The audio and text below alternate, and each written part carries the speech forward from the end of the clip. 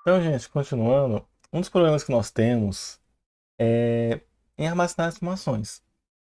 Até o momento, usamos apenas variáveis comuns para armazenar e trabalhar com dados e informações dos programas. Então, usamos variável int, float, double, char, né? Para inteiro, para real, para caractere. Por exemplo, se queremos armazenar a informação de 5 notas ou 5 medições de temperaturas diferentes, usamos 5 variáveis tipo float. Mas e se precisamos armazenar 10, 20, 100 medições de temperatura ao longo do programa? Vamos criar 100 variáveis, tempo 1, 2 até o 100? É uma tarefa muito difícil, muito árdua, muito trabalhosa. Para armazenar informações do mesmo tipo, ou seja, eu quero 100 informações inteiras, 100 informações reais, 100 informações duplas, 100 informações de caracteres. Vamos usar os vetores para isso. O vetor ou array ou matriz unidimensional, tudo sinônimo de vetor, tá? Principalmente o array. Na linguagem C, é uma coleção de dados ou conjunto de variáveis do mesmo tipo, compartilhando o mesmo nome, armazenados contiguamente na memória do computador. O que isso quer dizer? Eles são armazenados de forma contínua ao longo da memória do computador. Então eu consigo, em uma estrutura só, em uma declaração só de um vetor, conseguir 100 variáveis, 1000 variáveis, 10.000 variáveis do mesmo tipo. 10.000 variáveis inteiras, 1000 variáveis floats, 10 variáveis de caracteres, enfim, eu consigo trabalhar com uma estrutura só, várias variáveis juntas, do mesmo tipo. Então é uma estrutura de dado indexada, o que isso quer dizer? Trabalha com índice. Então eu acesso as variáveis por índice, que pode armazenar uma determinada quantidade de valores do mesmo tipo, que eu defino em sequência na memória do computador. Dessa forma, podemos, com apenas uma declaração de um vetor, armazenar 10, 20, 100 valores do tipo inteiro, float, double ou char. A minha limitação dos valores é o tamanho da minha memória no computador. Então, basicamente, não tem limite. A memória do computador hoje em dia é enorme. Mas tem que saber atentar que é do mesmo tipo. Valores do mesmo tipo. Então, por exemplo, aqui, ó, o que seria essa variável? Aqui eu tenho um vetor A, que eu declarei ele uma vez e consegui todos esses valores dentro dele. Cada valorzinho desse é uma variável do tipo inteira, por exemplo. Então eu posso declarar os vetores e trabalhar dessa forma. Para declarar um vetor, como qualquer outra variável na linguagem C, para que o compilador reconheça o tipo e a quantidade de elementos que você quer dentro desses vetores, ou seja, quantas variáveis você quer que o vetor tenha, qual o tamanho desse vetor, para armazená-las. Os elementos são armazenados em uma sequência contínua em memória, um seguido do outro. Então, por exemplo, aqui, para eu declarar a variável, eu ponho o tipo, não, vetor, tipo do vetor que eu quero, tipo de dados que ele vai trabalhar, o nome do vetor eu que defino, abro colchetes, coloco a quantidade de elementos do meu vetor, fecho colchetes. Um exemplo, eu quero um vetor de variáveis reais, float, com 5 elementos. Ou seja, vou armazenar 5 notas. Então eu venho float, ponho o nome de notas ao vetor, abro colchetes, número de elementos, fecho colchetes, ponto e vírgula. Vetor tipo float com espaço para armazenar 5 valores numéricos reais. Um exemplo aqui, ó, float é o tipo do meu vetor. Notas é o nome que eu dou. O nome também tem que ser único, tá? Como se fosse uma variável. É uma variável. Nome único. Aqui a quantidade de elementos que esse meu vetor terá. Então, para usar vetor, eu tenho que saber quantos elementos eu vou trabalhar com ele antes. Aqui eu vou trabalhar com 5 notas. Cada elemento do vetor é referenciado individualmente por meio de número inteiro, entre colchetes, após o nome do vetor. Então, por exemplo, depois que eu declarei a variável, depois que eu declarei ela, aqui eu estou botando que ele tem 5 elementos, tá? O meu vetor, o meu array, tem 5 elementos do tipo float. Aqui, 5 tipo float. Depois que eu declarei, eu posso acessar ele com o nome que eu declarei, mais o índice que eu quero acessar. Então, por exemplo, aqui, esse aqui é meu vetor, isso aqui é a memória do computador. Esse é o meu primeiro elemento. segundo, terceiro, quarto, quinto, sexto, sétimo, oitavo, nono, décimo. Esse meu vetor tem 10 elementos. Qual tipo? Tipo inteiro, tipo int. Então eu consigo acessar eles botando o nome e o número do índice. Quando se referencia um elemento ao longo do programa, após a declaração, ele tem um significado diferente. Eu estou acessando o elemento dentro da minha matriz. Os elementos são numerados por índice, iniciando com 0, tá? Não é 1. Inicia com 0. Então, quando eu ponho notas, colchetes 1, estamos referenciando, acessando o segundo elemento do vetor. Então, notas, colchete 0 é o primeiro elemento, notas, colchetes 1, segundo elemento, notas, colchetes 2, terceiro elemento, notas, colchetes 3, quarto elemento, notas, colchetes 4, quinto elemento.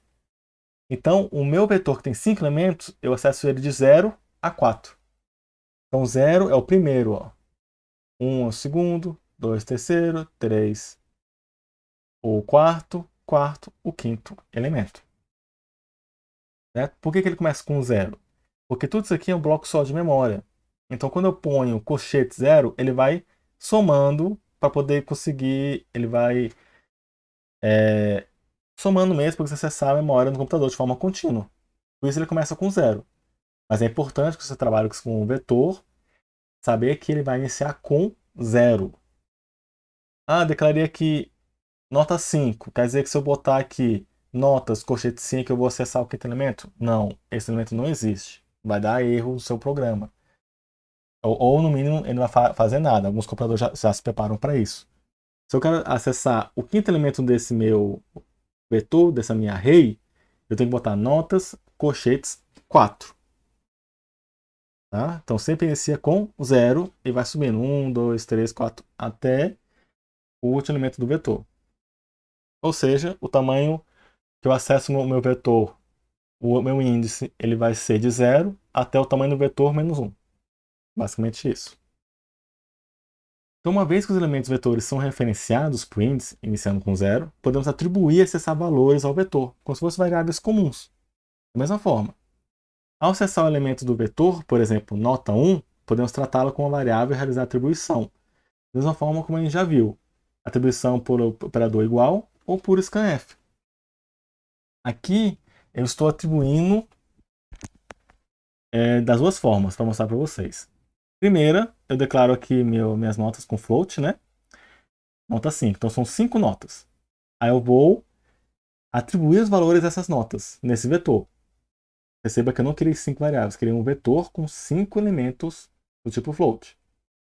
Notas 0, primeiro elemento, 8.5. Nota colchete 1, 5. Nota colchete 2, 3.5.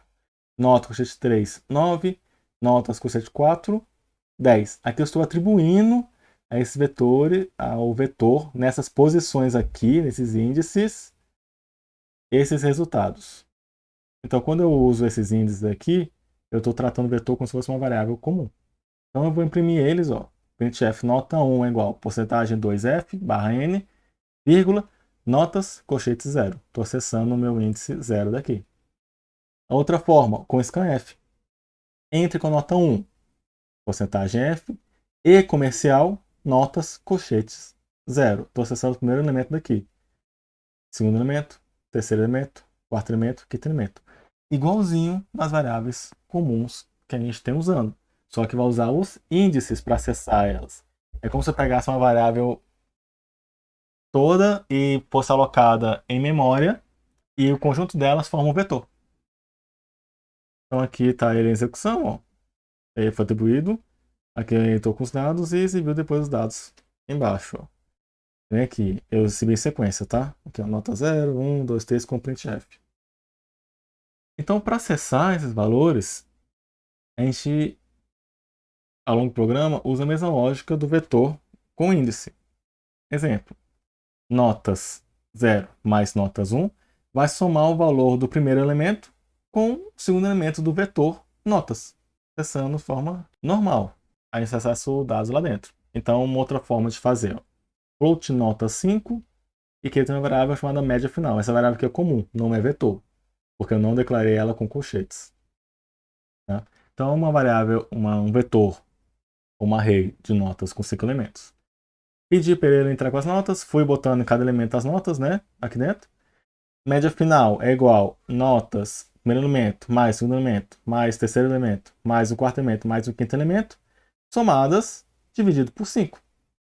E me deu o resultado aqui embaixo. Eu imprimi as notas e, por fim, a média final, que eu atribuí aqui em cima. E me deu esse resultado, 8.2. Aí você pode perguntar, não, professor, se eu tenho que acessar eles dessa forma, 0, 1, 2, 3, 4, qual é a vantagem, então, de eu declarar o vetor? É só não declarar as variáveis lá em cima? Não, tem outras vantagens. Qual que é essa vantagem? O percorrer esses valores. A gente pode unir vetores com o quê? Estruturas de repetição. A gente não tem a estrutura for, que se você já sabe a quantidade de repetições que tem que ter, e o vetor você já sabe qual tamanho que ele tem que ter, já que você declara ele antes, você pode percorrer o vetor inteiro usando estrutura de repetição. E aí não me interessa se eu tenho 5 elementos, 10, 20, 1000 elementos. Se eu usar uma estrutura de repetição para percorrer ele e ir realizando os cálculos necessários, eu consigo trabalhar com grandes volumes de dados e tenho que declarar variável por variável.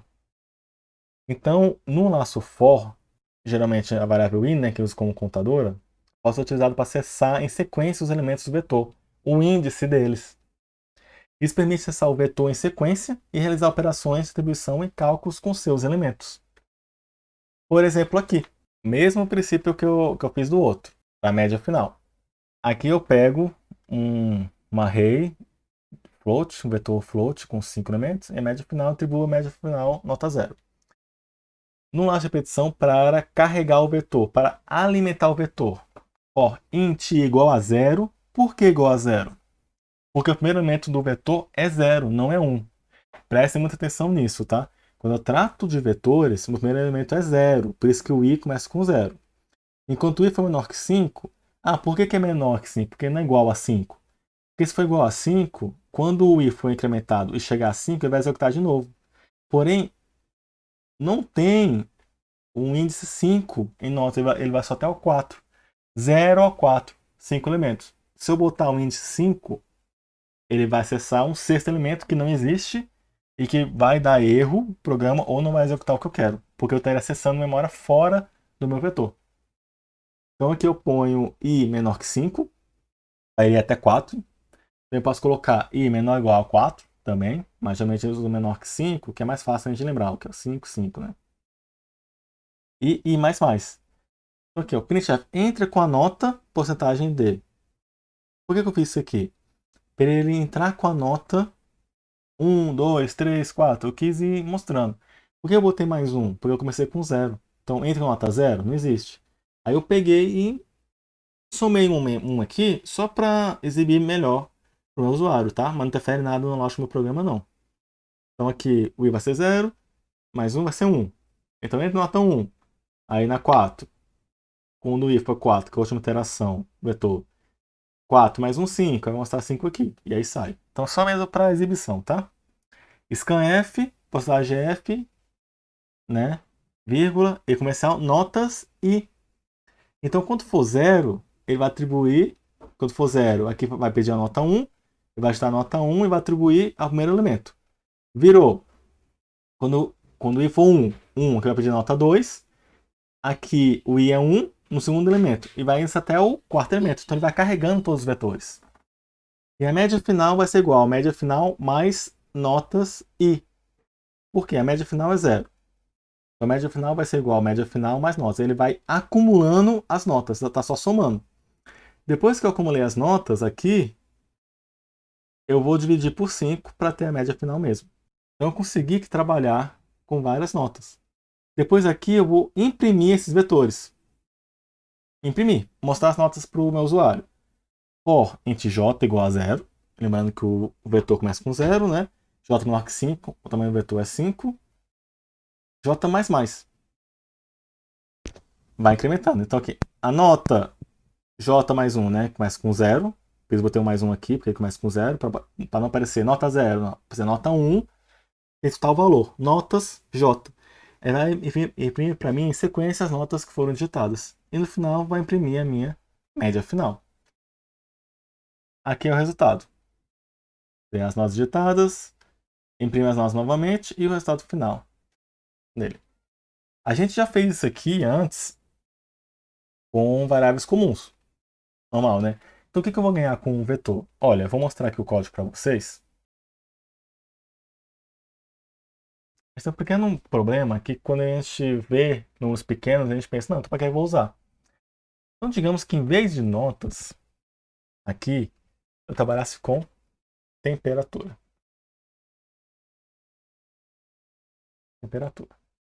Em vez de 5 temperaturas, eu tenho que fazer a medição de 20 temperaturas e depois dar a média deles. Aqui, 20 temperaturas. Meus, aqui vai até 20, né? Vou alterar esses dois aqui, 20. Meu elemento aqui vai 20 também. Além disso, eu mudei o nome do vetor, né? Então eu tenho que atualizar aqui a questão das notas. Isso. E aqui entre com temperatura, só estou adaptando o código, tá? Eu agora vou mudar para ser 20 temperaturas.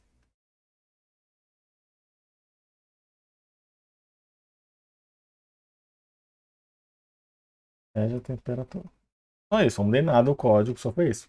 E eu expandi para 20, ou seja, aumentei 4 vezes com alguns poucos comandos. Quando eu der aqui para compilar, em temperatura 1, 23, 21, 24, 23, 6, 29, 2.5, 40.5, 50, 10, 12.5, 60, 4, 51. As temperaturas que eu fui medindo, por exemplo, no meu sensor, para o meu experimento.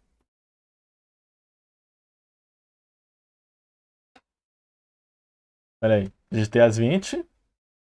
Ele pegou, imprimiu as 20 aqui para mim, novamente, ó, guardadas, e me deu a média entre elas.